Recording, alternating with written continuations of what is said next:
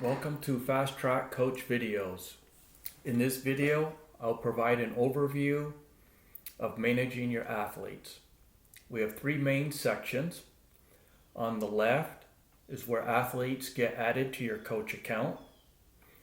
On the top is the athlete selector, which provides summary athlete information. And below is a submenu for athlete details. To add an athlete to your account, click Invite Athlete, and you will get this pop-up. Enter their name and email and click Invite. Once this is done, they will receive an email for them to complete by choosing a username and password. If they do not see the email in their inbox, have them check their junk folder. Once they complete the registration, they will appear in your athlete selector and also in your athlete list on the planner. Deactivated athletes appear at the bottom of the list with an inactive indicator as well. So if we wanted to deactivate, for example, Jane Smith, we would choose her and click deactivate. I'm going to cancel for now because I don't want to do this. Once an athlete is deactivated, such as John Doe, you can reactivate them by selecting them from the selector, clicking Activate Athlete. I'm going to say cancel to this as well. As the coach, you will have to wait until the athlete accepts the email to be re-invited as you as their coach before they will appear in this list as an active status. The athlete selector is a summary of planner information, including the planned and actual time for the current week, the next race date, and when the plan is published through.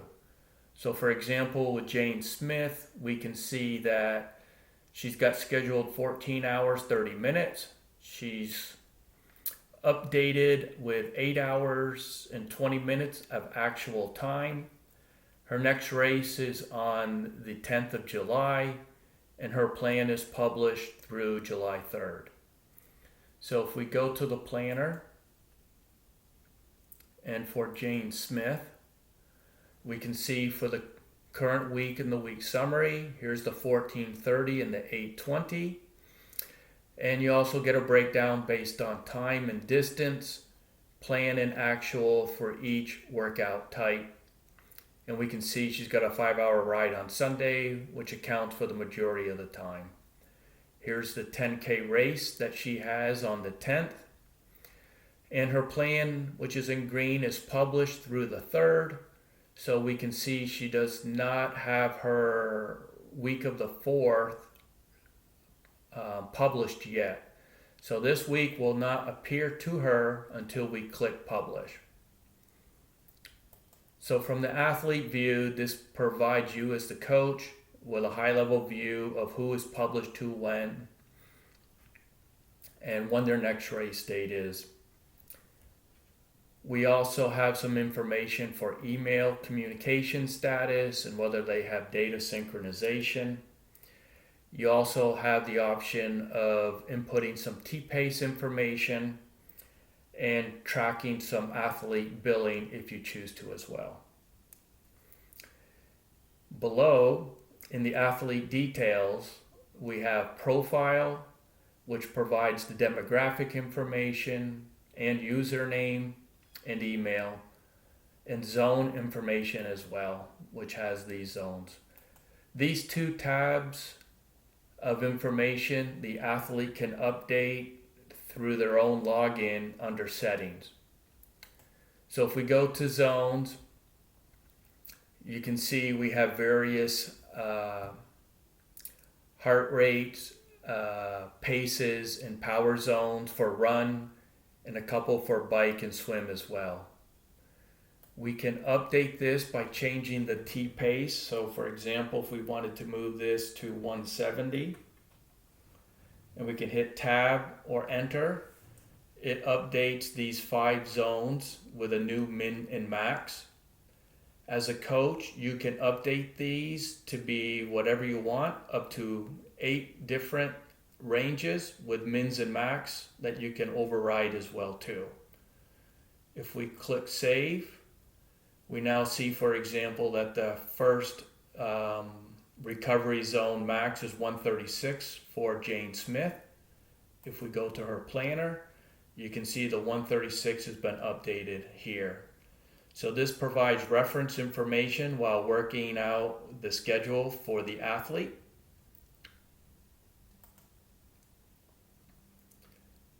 Again, T-Pace, if you want to track the T-Pace for run, bike, and swim, you can.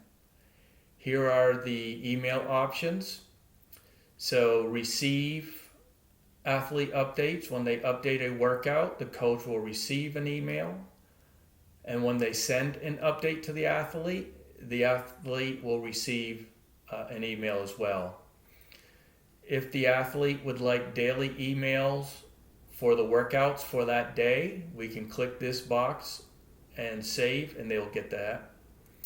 Under data sync, we can see that Jane Smith has Garmin synchronization set up and has been active since May of 2020. We then have comments where you can put whatever comments you want for each athlete. Here for Jane Smith, we have going to be out of town for most of June and schedule long bike rides for weekends. Under billing, we do not actually send out bills, but you can have email notifications sent out on a scheduled basis. To add a new one, we click new, and you can put in the bill date. Let's say if we wanted to be the 15th, and it chooses 2 weeks later, you can put whatever amount you want, whatever date you want. You can then enter an amount. Let's say if it's $250 per month, and put try coaching fee. You could have this scheduled to be monthly. We'll just leave this as a one-time to click save, and now appears here. So an email would go out on the 15th to this athlete, which says payment is due by the 29th. If they did not pay by the 29th, they would actually be locked out of FastTrak. So that might be a little harsh depending on your relationship with that particular athlete.